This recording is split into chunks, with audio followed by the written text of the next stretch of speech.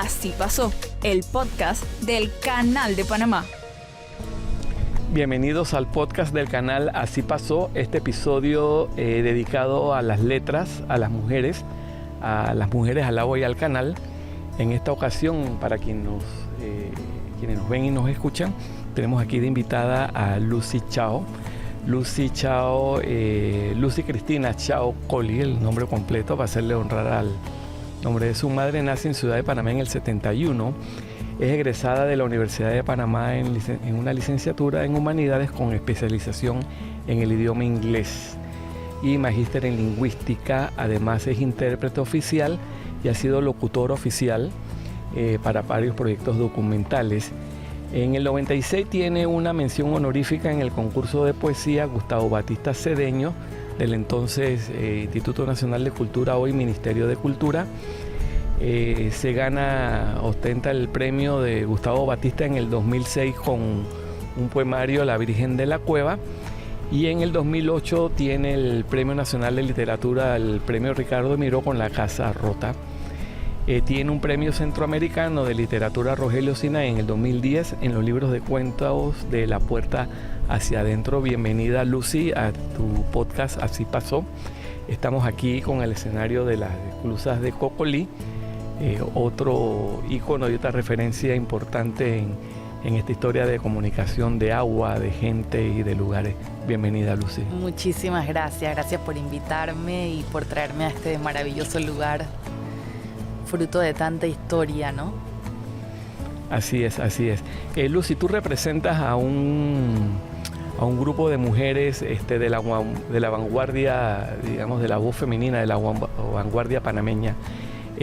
Háblanos de tu trabajo literario, de tu poesía, de tus letras y de esa vanguardia de la mujer panameña. Bueno, ahora que lo mencionas, es, digamos, importante reconocer a las mujeres que abrieron esta puerta, ¿no? Porque, digamos, me acuerdo que antes era muy difícil que una mujer expresara su idea, su pensar en el área de la literatura, y es gracias a quienes me antecedieron que hoy puedo escribir de lo que me interesa, ¿no? Más allá de lo que en su momento escribían algunas mujeres, que era lo que debía ser, no solo podían escribir de la casa, de los hijos, de las flores, y a mi generación se le permite, ya se toma más bien el derecho de escribir de lo que quiere. Y de lo que sienten, yo creo también. De lo que sienten. De las emociones y de las sensaciones. Uh-huh. ¿Qué mujeres fueron para ti influyentes en ese andar de la puerta, las que te abren la puerta para expresar lo que piensas y lo que sientes en las letras aquí en Panamá? Fíjate que efectivamente mucha de la literatura que a mí me llegaba a través del colegio y eso era literatura escrita por hombres. Sin embargo, ya entrando a la universidad, ya tipo a los 16, 17 años, empiezo a tener contacto con la obra de Amelia Denis, con la obra de Diana Morán, con la obra de Moravia Ochoa, de Consuelo Tomás, y empiezo a ver que la literatura se puede hablar, se puede expresar el ahora, se puede expresar el interés que yo tengo sobre ciertos temas, y además, digamos, profundizar en cómo esos temas se relacionan con mi vida. O sea, ya no es algo lejano a la literatura, se convierte en mi medio de expresión. Ok, tenemos esa obra tuya, como dice Saramago, El niño que fue, y lo que vemos en La Virgen de la Cueva. Cuéntanos de este trabajo tuyo de La Virgen de la Cueva. Fíjate que yo trabajaba en un lugar que era el Centro de Prevención de Desastres de América Central. CEPREDENAC. En CEPREDENAC, que tú lo conoces, sí. Y allí tuve la oportunidad de comprender el tema de los desastres naturales, que después pues se dice no son naturales, son ocasionados por las personas, ¿no? Pero uno de los aparte de los terremotos, los deslizamientos, todo este tipo de desastres, lo que más me impactaba, mi pregunta era, ¿cuáles son los desastres que le pegan a Panamá? Y con el huracán Mitch me di cuenta que en Panamá sufrimos de inundaciones. El agua. Es el agua. El agua en Panamá viene siendo ese tema de desplazamientos, ese tema de discriminación. Te das cuenta quién tiene y quién no tiene por su acceso al agua. Y el agua pues es el motivo de mucho miedo. Yo cuando era niña vivía en una casa con el techo de zinc. Cantar que llueva, la Virgen de la Cueva era lindo con mis amiguitas y todo, pero también se transformaba en una amenaza cuando caía ese aguacero que quería partir el techo. Claro, entonces ese mismo canto que yo había participado, en el que yo había participado, era terrorífico porque ahora era como si yo hubiese pedido que el techo estuviera tronando, que, ¿sabes?, que pudiese levantarse en cualquier momento y nos quedábamos sin muebles. Tú sabes cómo es una inundación, cómo es una lluvia, un zinc que se vuela. Así que yo ligué estas dos cosas, este conocimiento que iba a tener a partir de una experiencia de trabajo sobre desastres naturales y mis propias, digamos, vivencias desde niñas. Y se convierte en este poemario para el Gustavo Batista Cedeño, que trata entonces la intimidad dentro del desastre natural. ¿Cómo nos sentimos las personas cuando perdemos cosas? Más allá de que seamos o no seamos materialistas. Claro. Pero, por ejemplo, yo hablo ahí de perder fotografías, de perder recuerdos, de simplemente un colchón que te dice, te vamos a otra cama, otro colchón. Y sí, pero esa era la mía. Ese en el colchón donde tú soñaste. Donde yo hice mis cosas. Donde yo dormí, donde yo me relacioné con la gente, ¿no? Entonces, eso es lo que yo quería en la poesía, poder hablar de esas cosas que no estaban, dictadas en un manual de la buena poesía. Y era la poesía el lenguaje en el cual yo quería comunicar esas cosas. Después también utilicé la narrativa, con De la puerta hacia adentro, yo hablaba de la intimidad del hogar, pero a través del cuento. Okay. Y así ha sido, digamos, con la literatura, una oportunidad de también contar la vida de las mujeres, contar esa visión, esa cosmovisión, si quieres decir, desde lo femenino bien, desde esa sensibilidad y esa acucia para ver la vida que quizás por cultura hemos desarrollado. Sí, no quiero abandonar el tema femenino y agua, sino quiero referirme también aquí al canal, y para quienes nos ven y quienes nos escuchan en las redes de Spotify, YouTube y Canal TV, estamos aquí en el escenario de las esclusas de Cocolí, que es una propuesta tecnológica de los panameños para el mejor uso del agua, ese agua que siempre ha sido una constante permanente en esa propuesta tecnológica de comunicar los mares desde los tiempos de la colonia, el río Chagres, que fue también esa ruta de agua, que fue la primera propuesta tecnológica y logística de transporte de mercancía, pasando por el canal francés, su fracaso, el éxito de los norteamericanos, y coronando con este espacio maravilloso que tenemos hoy el placer de compartir con quienes nos escuchan y quienes nos ven. Hace un rato te comentaba también un poquito, para desviarnos del tema del podcast, la oportunidad importante que proporcionó para la ciencia la gran excavación que se hace aquí en el lado pacífico del canal para los paleontólogos y para los científicos, para entonces redefinir la historia geológica del Istmo de Panamá y las condicionantes del clima mundial. Cuando el Istmo de Panamá emerge del fondo del mar, es muy probable que el clima mundial cambiase y que aparecieran los primeros homínidos en África. Así que esa referencia científica la otorgó la oportunidad y las circunstancias de las excavaciones de la esclusa de Cocolí, que estamos aquí teniendo como escenario en el podcast. Así pasó. Claro, eso es lo que a mí me hacía falta, era como resignificar el canal, resignificar ese valor, porque para nosotros hay mucho sufrimiento en la historia del canal. Por ejemplo, para mí como descendiente de migrantes, hay una historia de sufrimiento, ¿no? Claro que sí. Entonces, resignificarlo desde eso que tú dices, desde la oportunidad de poder abrir ahí un espacio científico para darse cuenta de que este istmo era una conexión, un paso ya desde antes del canal, y que el canal fue, digamos, un evento científico también, en muchos aspectos, hasta el aspecto de la salud de las personas, para mí empieza a rellenar, o sea, a tener ese valor grande que tiene estar en Panamá, estar en este lugar asentados ahorita mismo hablando de poesía. De poesía, ¿no? Y volviendo hablando trayendo lo femenino y esa dimensión del tema migratorio, y tú como descendiente, pues estos hombres y estas mujeres nacen de estos úteros migrantes también, y de estas mujeres que migran.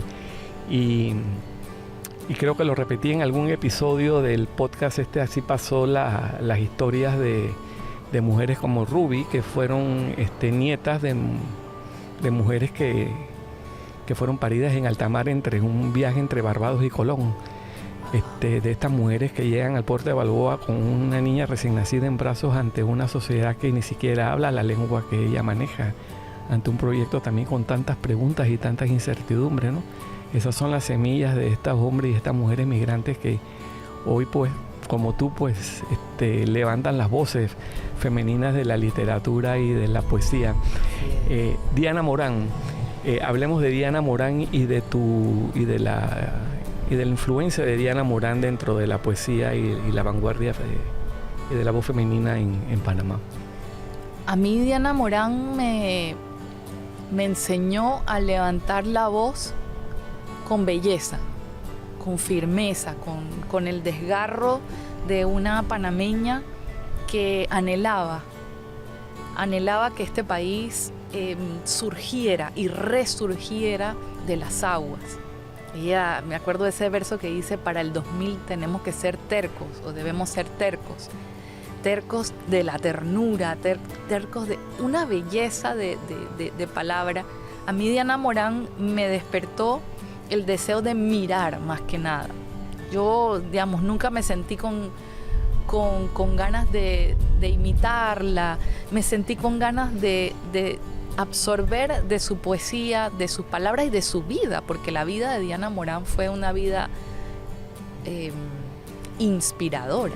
Entonces me sentí con ganas de absorber de esa vida, de esa poesía, de todo lo que ella escribía, y de vertirlo también desde mi experiencia en la literatura que yo estaba produciendo.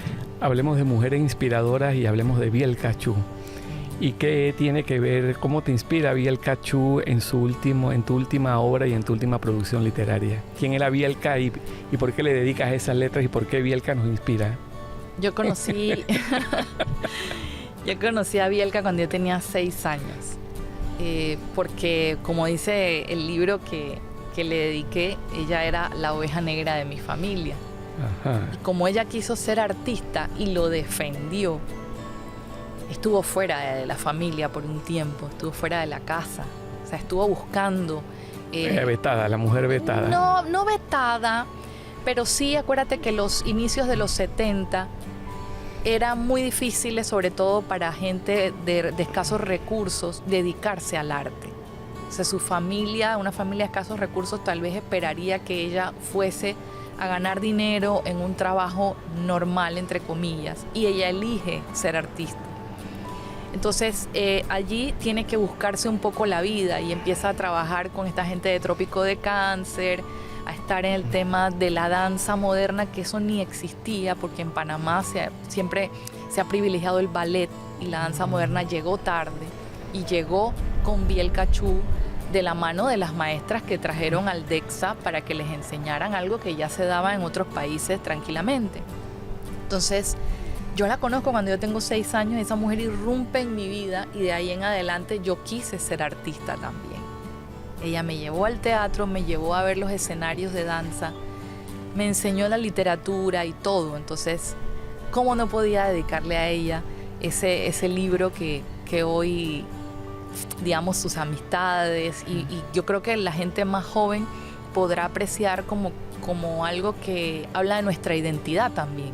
Claro que sí. Bielka Cachú también pieza clave en estos emprendimientos de las artes, el Festival de Artes Escénicas de Panamá, que promueve también Roberto Enrique King, otro trabajador de la cultura tenaz, también creyente también en lo que él mismo promulgaba, y Bielka también fue pieza clave también en el impulso y en el posicionamiento del Festival de Artes Escénicas, que entiendo que también la versión de este año de 2022 le dedica también un espacio a la memoria y a las contribuciones de Bielka Cachú, así como tú también has honrado en tu obra reciente.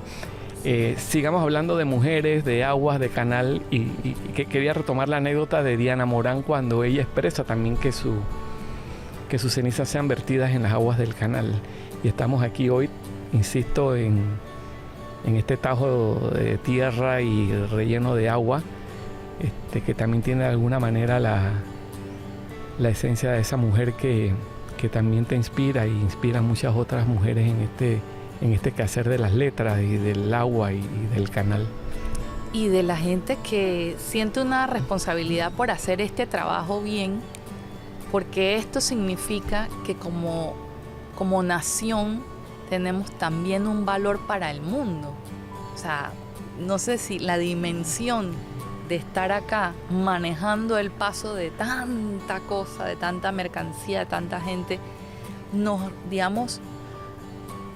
da un poco más de autoestima, que yo creo que con el tema de la identidad, nosotros nos preguntamos como país mucho, ¿quiénes somos? O sea, si somos un pasillo o si somos un lugar. Una gran avenida. Una gran avenida. Entonces yo digo, no, sí, pero, o sea, hay un paso, hay una avenida, hay un lugar de paso, pero también hay una nación que empuja, ¿no? Y eso se ve en la perfección con la que se manejan las cosas.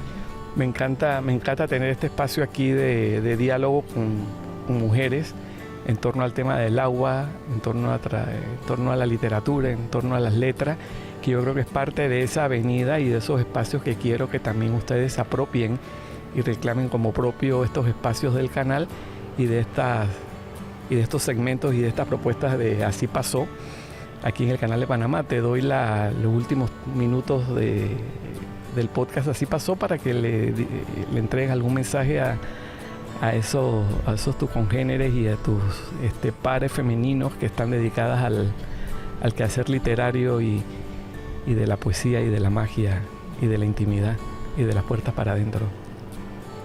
Muchas gracias. Yo creo que es súper importante que estudiemos para que podamos expresarnos. Que no dudemos un minuto en hacerlo por cualquier vía, ¿no? Por la vía de la poesía, de la narrativa, de la investigación.